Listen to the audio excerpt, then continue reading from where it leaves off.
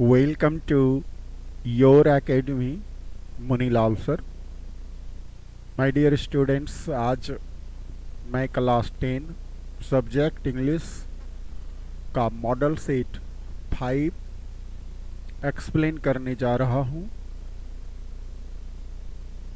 Dear students, model set 5 पर 2 videos में मैंने अभी तक क्वेश्चन नंबर 1 से 10 तक एक्सप्लेन किया है।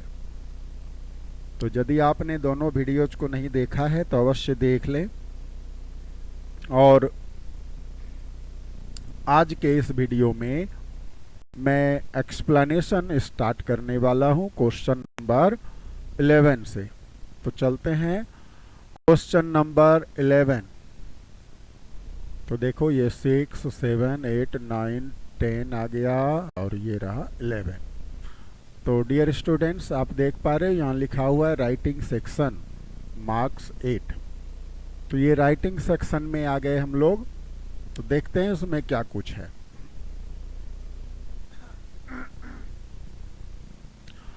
लिखा हुआ है read the composition and fill in the blanks with appropriate words. तो ये कुछ कंपोजिशन है, नीचे प्लास्टिक मटेरियल के बारे में है।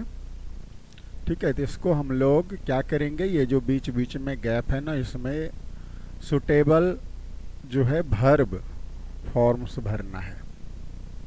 ठीक है, सुटेबल विथ अप्रोप्रिएट वर्ड्स, कोई भी वर्ड हो सकता है, वर्ब ऐसे लिखा नहीं है। चलो देखते हैं क्या होता है। नंबर 1 में प्लास्टिक मटेरियल आवर इन्वायरमेंट लिखा है कि प्लास्टिक मटेरियल हमारे इन्वायरमेंट को क्या करता है भाई, पॉल्यूट करता है, हार्म करता है। और क्या मटेरियल है यहाँ लिखा हुआ है, तो थर्ड पर्सन सिंगुलर है, हार्म्स होना चाहिए।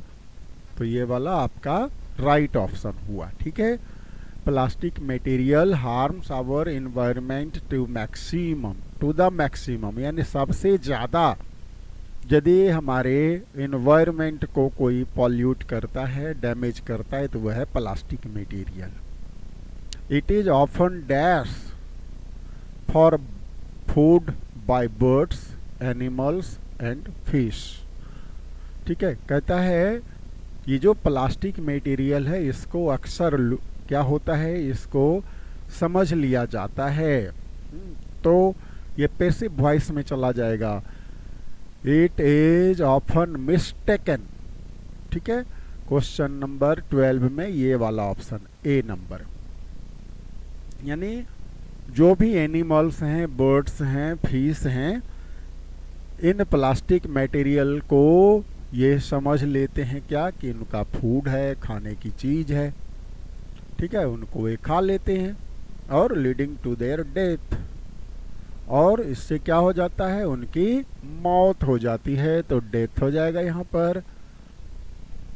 ठीक है, इन्वेस्टिगेशंस, अब कहता है जब इन्वेस्टिगेशन हुआ, उसकी जांच पड़ताल हुई, तो इन्वेस्टिगेशंस क्या बतलाते हैं,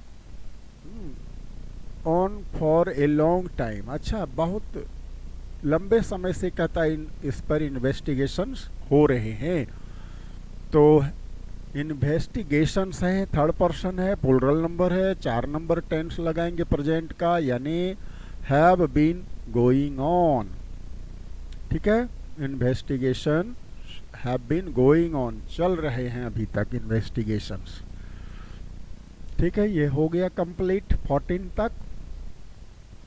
अब देखते हैं नेक्स्ट कंपोजिशन डियर स्टूडेंट्स। ये है एक एप्लीकेशन। ठीक है, to the headmaster, St. Paul High School, 25th October 2021. Through the class teacher, subject and application for exempting fine. ठीक है, आपको फाइन लगा दी गई है, आपको जुर्माना लगाया गया है, तो कहता है भाई उसको माफ़ कराने के लिए आप एप्लीकेशन दीजिए। तो देखो ये कह रहा है, sir with humble submission I beg to say that I dash not attend my classes. तो आई कुड नॉट होना चाहिए। 15 में देखते हैं कुड है क्या, यहाँ पर है। ठीक है, from this to this. From लिख दिया तब तो ये फ्यूचर टेंस में आ जाएगा। फ्यूचर टेंस तो कहीं है नहीं डियर स्टूडेंट्स। चलो ठीक है, यहाँ होना चाहिए था ऐसे सिंस। चलो कोई बात नहीं। कहता है मैं इस डेट तक जो है ना अब्सेंट था स्कूल में, अपने क्लास में अटेंड नहीं किया था। I dash engaged. अब क्यों नहीं आ सका कारण बतला रहा है। तो 16 नंबर में हो जाएगा मैं इंगेज्ड था। ठीक है, आई वॉज इंगेज्ड। ठीक है, in the marriage ceremony of my sister. ठीक है, यानी कहता है सिस्टर की शादी समारोह में मैं व्यस्त था। So I could not attend my classes for 5 days. ठीक है, 5 दिनों तक, यहाँ से 25 से 30 तक। देखो भाई यहाँ भी गड़बड़ी है, 25 से एब्सेंट हुआ 30 तक, तो ये 6 दिन बन जाते हैं। फिर भी यहाँ 5 डेज लिखा। चलो छोड़ी, ये थोड़ी बहुत मिस्टेक, उससे हमें लेना देना नहीं, हम ग्रामर देखेंगे। आई देयर फोर, यहाँ देयर फोर में भी कॉमा होना चाहिए डियर स्टूडेंट्स। आप नकल नहीं करना इस तरह का एप्लीकेशन लिखने का, क्योंकि आपसे गलती हो जाएगी। फिर ये 100% करेक्ट नहीं है ये। आई देयर फोर, यहाँ कॉमा छोड़ दिया है। I therefore request you होना चाहिए। देखो रिक्वेस्ट होगा इसमें, रिक्वेस्टेड नहीं, रिक्वेस्ट ये वाला ऑप्शन हो जाएगा। ठीक है, और यहाँ तो बताए आपको वाज, और you to excuse me from paying absence fine for 5 days, I shall be oblige to you for it. ठीक है, योर्स ऑबिडियंटली यहाँ पर बेस्ट होता है। अब देखते हैं इसका ऑप्शन।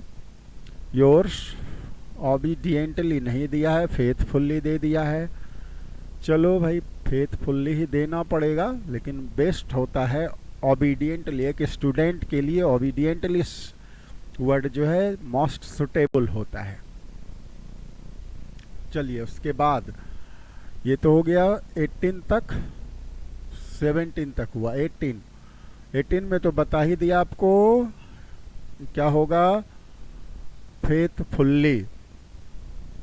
अब आते हैं 19 नंबर से, देखते हैं क्या कह रहा है ये अब ग्रामर सेक्शन चल रहा है डियर स्टूडेंट्स। देखो मात्र 5 क्वेश्चंस हैं इसमें। ही dash his 15th birthday on last Sunday. तो लास्ट संडे को उसने क्या किया, अपना 15th बर्थडे सेलिब्रेट किया। सेलिब्रेटेड मारेंगे यानी पास्ट इंडेफिनिट ये वाला। ठीक है, 20 में आ जाते हैं। When we were taking lunch the postman dash the door. वो पास्ट टेंस में नॉक्ड चले जाएंगे, यहाँ लेकर के नॉक्ड। 21 में dash he dash me I would have visited his home. कहता है ही लिखा हुआ है, तो ही के साथ हैज लिख सकते हैं आप। ठीक है, हैज ही टेलीफोन्ड मी। ठीक है, यहाँ पर आई वुड हैव लिखा है तो हैड करेंगे डियर स्टूडेंट्स। ठीक है, ये कंडीशनल क्लाउज है, यानी यदि उसने मुझे फोन कर दिया होता, had he telephoned me I would have visited his home, कि यदि उसने मुझे टेलीफोन कर दिया होता तो मैं उसके घर जाता, लेकिन हुआ ऐसा नहीं। ठीक है, select the correct indirect form. ठीक है, इसका इनडायरेक्ट फॉर्म आप बना लोगे, जानते ही हो। The teacher said to me है तो द टीचर टोल्ड मी कर देना है।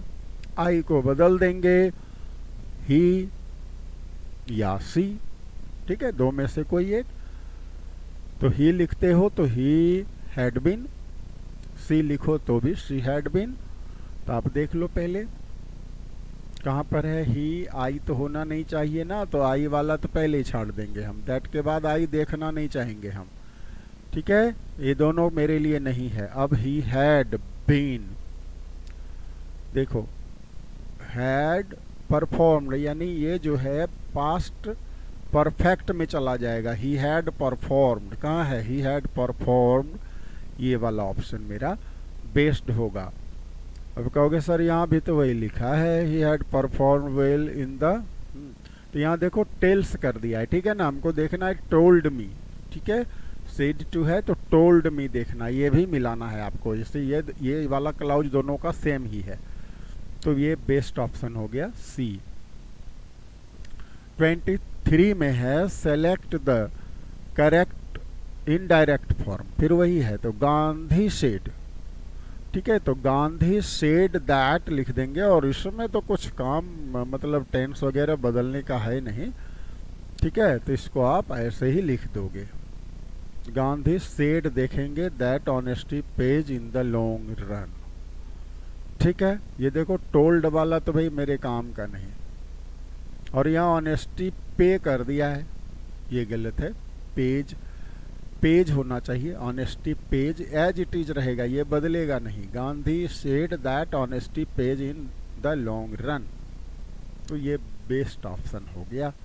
तो डियर स्टूडेंट्स, क्वेश्चन नंबर 23 तक मैंने इस वीडियो में एक्सप्लेन किया। अब इसके आगे नेक्स्ट वीडियो में मैं एक्सप्लेन करूंगा, तब तक आप देखते रहें your academy Munilal sir. Thank you. जय हिंद, जय भारत।